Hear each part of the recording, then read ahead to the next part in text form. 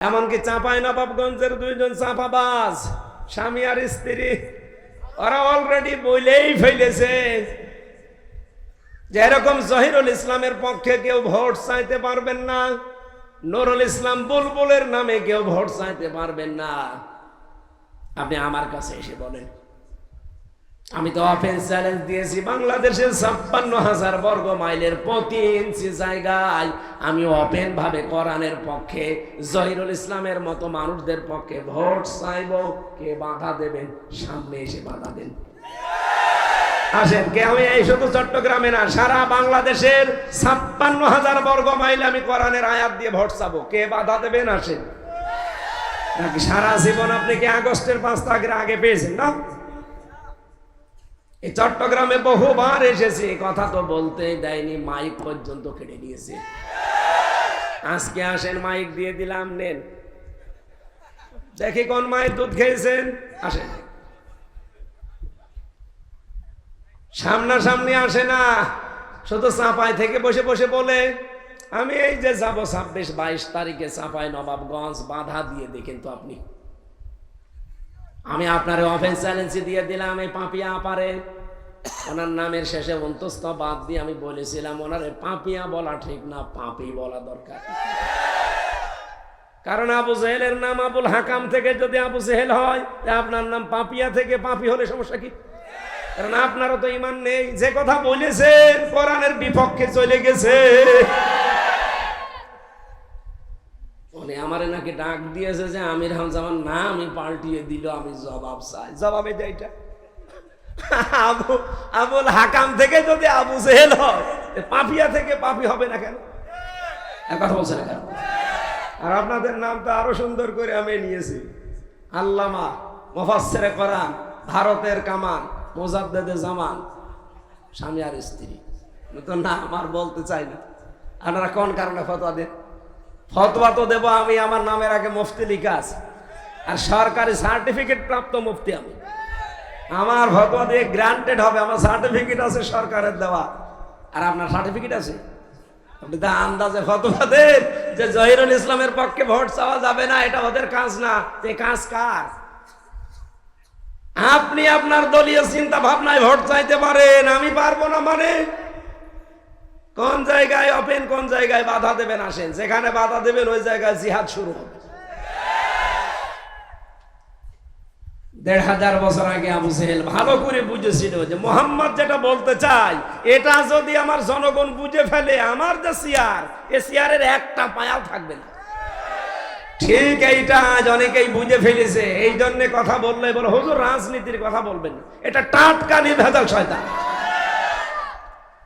রাজনীতির কথা বলবেন না মানে এগুলো না বলতে বলতে আমাদের অভ্যাস হয়ে গেছে। বউগুলো এখন রাজমিস্ত্রি আর আমরা যোগাইলে কি চাই না?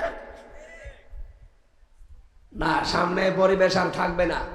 আমি তো সেদিন কালকে মনে হয় কোন জায়গায় যেন কথা বলেছিলাম যে ভোট চাওয়া লাগবে, এ নির্দেশ আমার আল্লাহ। ইন্নাল্লাহা ইয়া'মুরুকুম আন তুআদ্দুল আমানাতি ইলা আহলিহা। এই আমানাত, এ বহু বচনের ব্যাখ্যায় আপনি 9টা শব্দ পাবেন মারেফুল কোরআনে। এত দলিল দিয়েও যদি আপনার রাগ হয়, এদিকে আসেন, আসেন, কানের নিচে এমন জোরে 2টা দেব না, সব বুঝে ফেলবেন।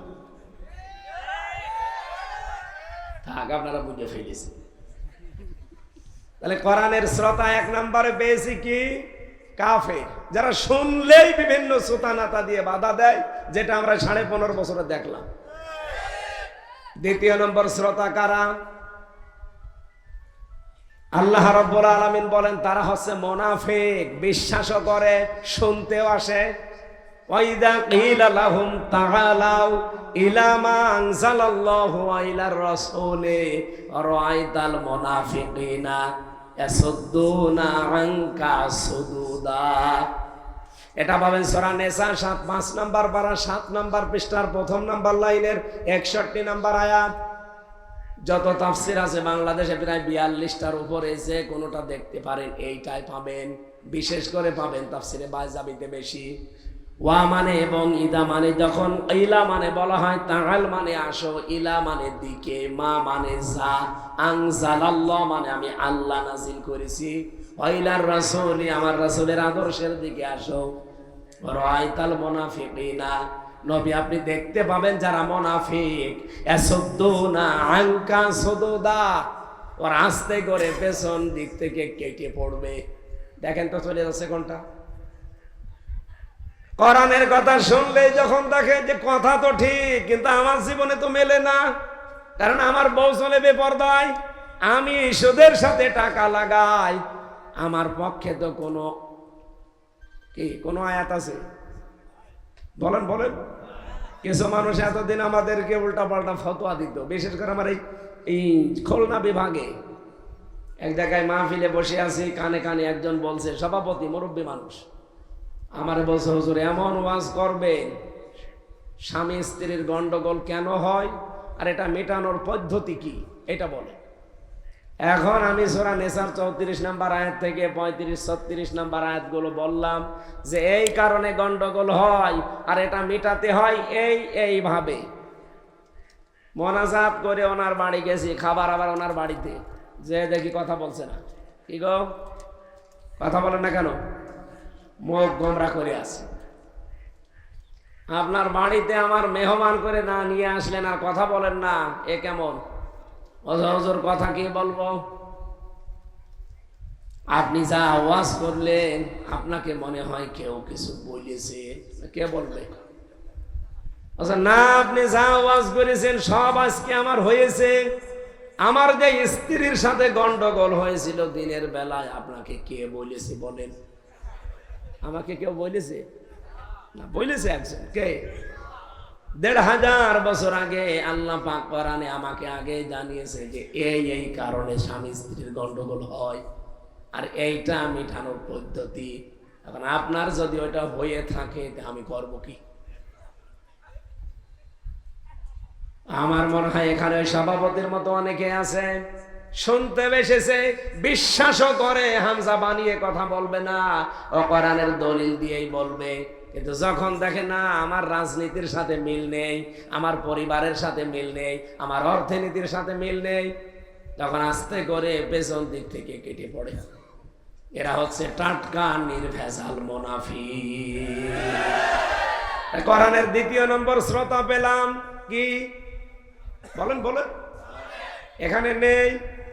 কোরআন এত পছন্দ করে, এত সম্মান করে যে কাছে আসতে চায় না। মসজিদে ইমাম আর মুয়াজ্জিন 2 জন মিলে চিল্লাচ্ছে, একজন লোক পাশ দিয়ে হেঁটে যাচ্ছে, এই এত চিল্লান কেন? এই যে মসজিদে গরু ঢুকেছে, গরু ঢুকে এর ভেতরে পায়খানা প্রসাব করেছে, এ গরু কার, তার নামে বিচার দেব। লোকটা বলছে চিল্লাবেন না, গরু আমার। আমার মানে হ্যাঁ আপনার গরু, আর আপনি আমার সামনে এসে বলছেন গরু আমার, চিল্লাবেন না। কি করেছে দেখেন তো, গরু মসজিদে ঢোকে আপনি কি করেন? লোকটা বলছে দেখেন আপনি আমারে কোনোদিন মসজিদে আসতে দেখেছেন? বলছে না, আমি কেন আসি না, কারণ আমি জানি ঘর আল্লাহর এত পবিত্র, এই জন্য আমি ধারে কাছ দিয়েও যাই না। গরু বোঝে না, এই জন্য এসেছে। আমাদের এখানে অনেক মানুষ আমরা এমন বসে আছি, কোরআন এত সম্মান করি, এত বিশ্বাস করি, যে দেখে না এ কথা তো একটাও আমার জীবনের সাথে মেলে না, আস্তে করে কেটে পড়ে। এসুদ্দুনা আনকা সুদুদা, হে নবী দেখবেন পেছন দিক থেকে তারা আস্তে করে কেটে পড়ছে। এরকম মুনাফিক চট্টগ্রামে নেই? কারা আছেন হাত তোলেন তো। আরে মুনাফিক, ঠিক আছে, তারপরেও আপনি বসে থাকেন। 3 নাম্বারটা বলার জন্য আমি কিন্তু এ পর্যন্ত এসেছি।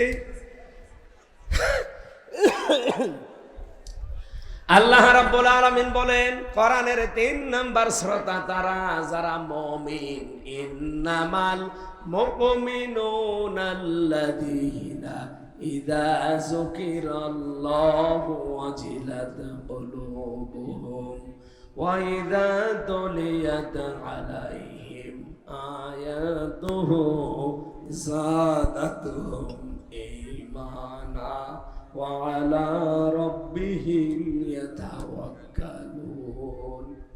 সূরা আনফালের 2 নম্বর আয়াতে আছে আল্লাহ পাক বলেন ইমানের দাবিতে আমি আল্লাহর দৃষ্টিতে মুমিন তো তারা যাদের সামনে আমার কোরআনের আয়াতগুলো তেলাওয়াত হলে তাদের অন্তর আত্মা কেঁপে ওঠে।